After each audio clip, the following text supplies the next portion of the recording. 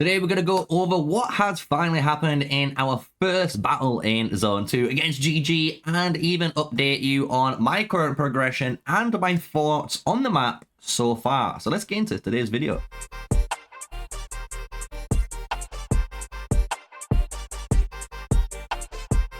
So let's talk about the map first, right? What happened in our first fight in Zone 2. So as you guys know, we did fight, and I did the live stream quite a lot of it, and you will have known from the actual fight, basically what happened was you had GG on this right side with their allies of WP working all the way across. So basically they're in the same server, same as us with DK and OKS. So we were basically server versus server, fighting against each other. And what happened was GG made it to their Spire first, so congratulations on that speed build and the way you're able to hop across.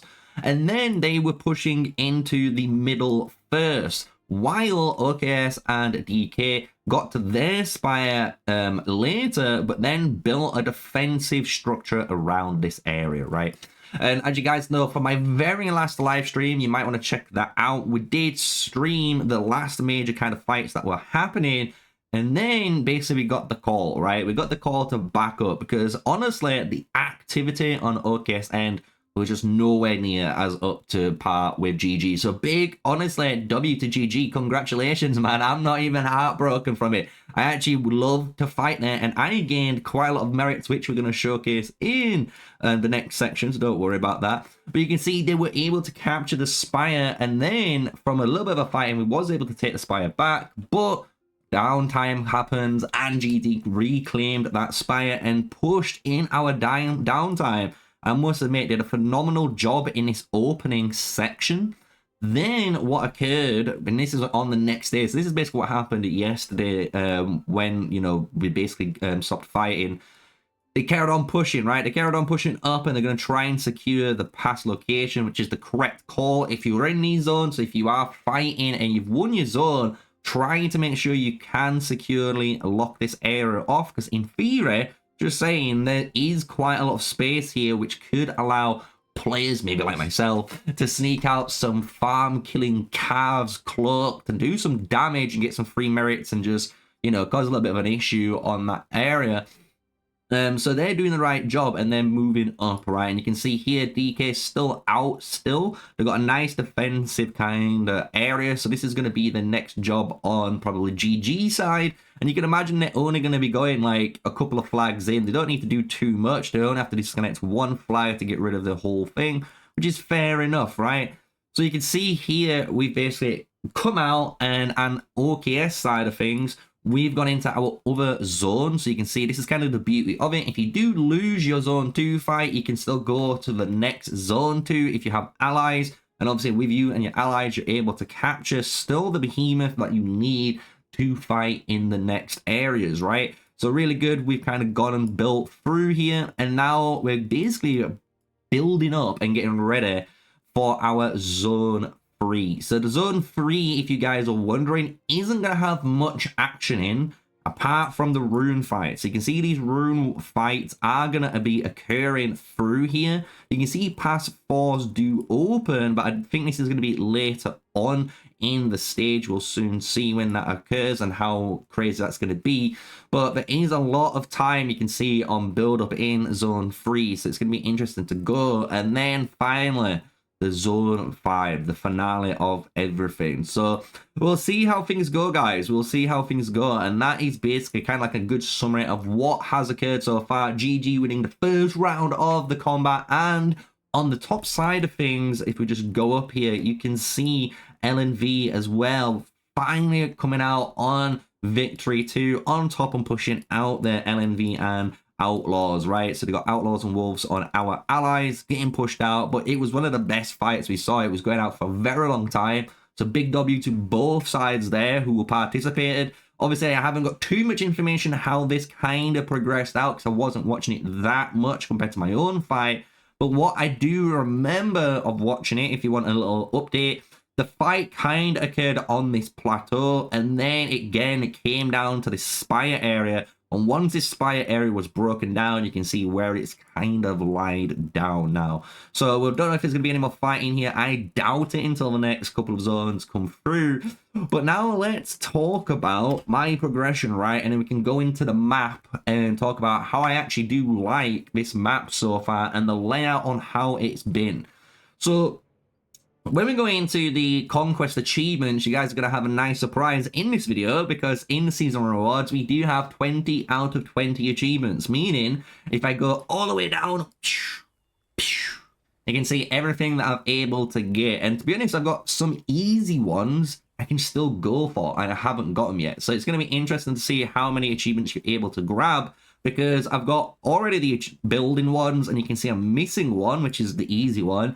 And then the merit side of things, we've got some elixir healing. This is because I went down the full elixir route this time, and I've gone down more free healing because I haven't got that much healing from pushing T5, as you guys know. But this has been really good. It's been giving me my mana back. So we've got 6 million mana gain from there. We've got here again another 2 million mana gain from this elixir healing, which is great. I have healed 1 million troops. You can see you've got some elixir healing from that one. And then we've captured some war pets and defeated some patrols, right? So this is really easy. As you can see, even the prestige, gaining the prestige for your policies, really easy so far, as you can see, and the 5 occupy. So that's all of the stuff I've got, if you think about it, which I think is really reasonable for free-to-play players. So that means you're going to be able, every season, to get a random legendary reward. And I actually think that is a good step in the right direction for free-to-play players. So I'm going to give W's where the game has done some justice in. So we're going to spin it on video showcase what we get. I don't know. I've kept it all for you guys here. So let's see what we land on. Oh, we got some Zeta. Oh, we'll take that archer reward. Hell yeah, boys. Good honors, right? So we've claimed that. So we've got 15 more, and we could try and get the legendary Ascension emblem too, which is going to be interesting. If you want to look at the other achievements as well, just to showcase them warband wise, we've got 2 achievements completed here through the warband, and in the realm we obviously got the one down at the bottom. So you can see realistically there is a decent amount of rewards given out to you. Coming up to stuff like the season policies. If you want me to do a season policy guide, let me know, because this is what my policies does look like currently, and I am just now on video doing the movement speed just to start pushing through. And I'm not going to unlock a better end, but just to get movement speed, it's going to be really important for us. But you can see I have got all of the free healing possible, so we are now working on the resource healing side of things. So that's been kind of my progression so far. And if you are wondering, I've been able to get, as you can see, 1.3 million merits. And if you've been watching my gameplay, I've been running 4 archer marches and 1 mage, and I've been doing it kind of just to disprove everyone and prove a point. If you want to be an archer main, you know how to play archers, you can easily get merits in this season. And the thing is, I could have got easily more merits with archers if I had one pairing, which I don't want to disclose yet, because if everyone starts using it, I'm going to be upset because I don't have it, right? But it is definitely easy for you to get merits in here. If we go even into the like alliance rankings, I'm pretty good ranking in personal merits, right? 43 ranked in OKS as a 66 million power player who's only just turned a T5 too, so don't really have too much, you know, disposable resources and stuff, but we're able to pump it through. And I want a big shout out to some of the OKS members who are watching this, because some of the OKS members throughout know I've been pushing, obviously, power. They've seen how hard I've been fighting, and they've been happy enough to give me a bit of stone. The stone is the one I'm really, really low on, and I've been farming my own mana, and I've got, obviously, gold given too at some point, which is nice. So I don't want to shout out to anyone who's been giving me some resource, because it's kind of the first, I'm not going to lie, first alliance in my content creator history that's actually helped others out. You know, if people need resources and have got spare resources, they're able to give it to those people who need it. So big shout out to those, and I know any other alliance that does this, big shout out to you guys too. So now let's finish off the video with the map. I want to talk about the map because it's pretty good. I'm not gonna lie, I'm gonna talk about Pelados and I'm gonna talk about the top section, but you'll notice this once we kind of highlight it on the other two, on the left and right sides, it's the same. The map layout is actually phenomenal. I'm going to be honest. This map layout is so good.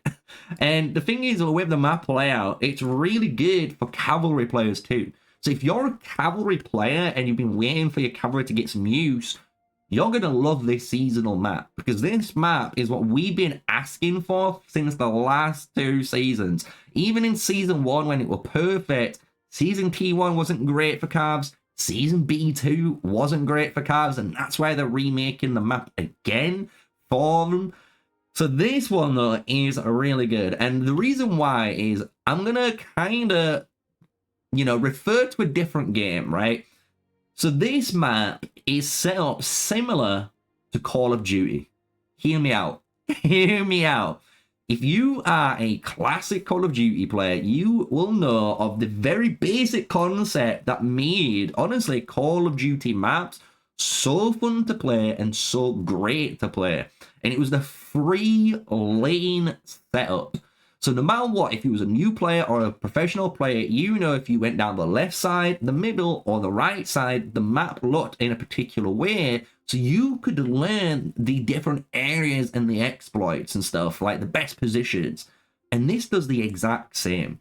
So if we look at this map here, we're going to draw it up from this top pass here, right at the very top here. And what we're going to do, you're going to see there is a nice, clear top section.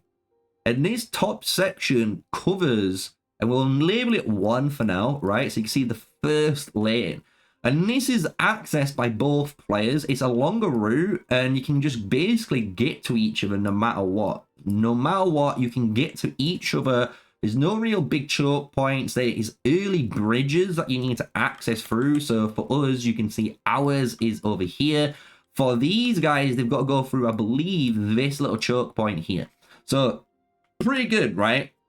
Now, when you draw the third one in on the bottom side, because it repeats it, the bottom side kind of repeats this way of being able to target them. So if you put a 3 and a 2, you can see this 3-lane setup.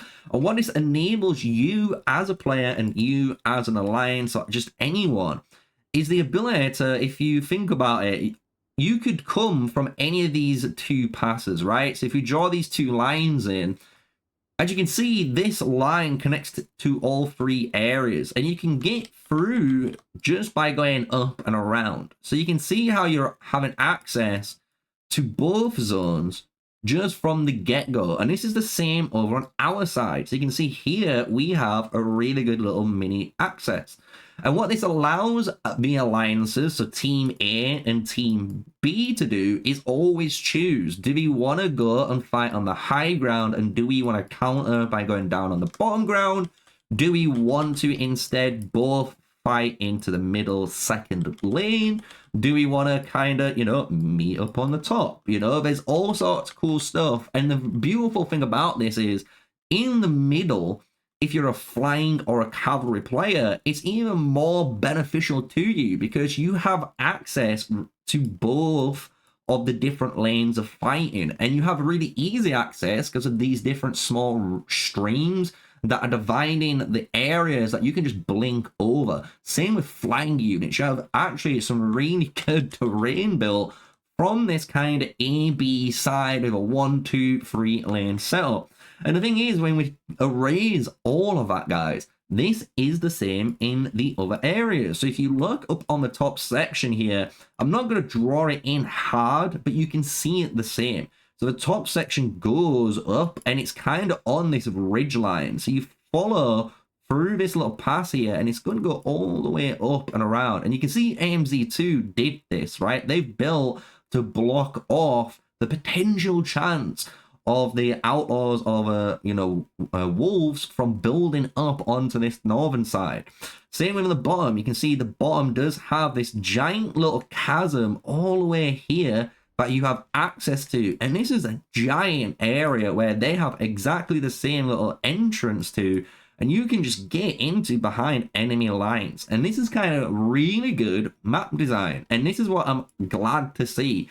So I had a little bit of worries about this map, as you guys know, and the only thing I wish they will do now, maybe over time if they have the ability to, is just make this a season 3 map. And by making this a season 3 map, just change stuff, you know. At the moment, we've got 50 on here. Make a brand new, you know, Wonder. Make some brand new names like you've done here as Akura and Lunasa. So you've already got some of the pieces there. So once this is all finished, maybe got all new names. It doesn't look like the season 1 map, you know. It would be great for the map. I'm going to be honest. It's going to be good for the game. I've enjoyed it so far. I'd love to hear your thoughts on your areas, you know, when you've been playing. But just the showcase on here is the exact same. Every area has this kind of like middle platoon, as you can see. And this middle platoon is what creates the 3 lanes on either the north, south, east, or west, you know, zone 2s. So obviously we're going to be going into zone 3 soon, right? Everyone's going to be going into their own like kind of zone 3 areas, which is going to be interesting for everyone. So we'll give you guys obviously, you know, feedback on what is good, how it performed or not. But for the get-go, it's good. I'm not going to hate on it. I'm not going to hate on the map at all. And I'm going to conclude that as today's video before we go too long, right? So we've gone through kind of the update on what's going on, right? We're just kind of healing up, preparing for the next zone here in the old Sneaky camp in OKS. And then on top of things, I've gone over the map, how I felt about the map, and even the achievements and stuff like that. So a nice little roundup video, a bit of everything in there for you guys that kind of keep in track or looking for information on Season of Strife before you get in. So with that said, smash a like, comment, and subscribe. Till the next one, stay safe, stay sneaky. Peace out.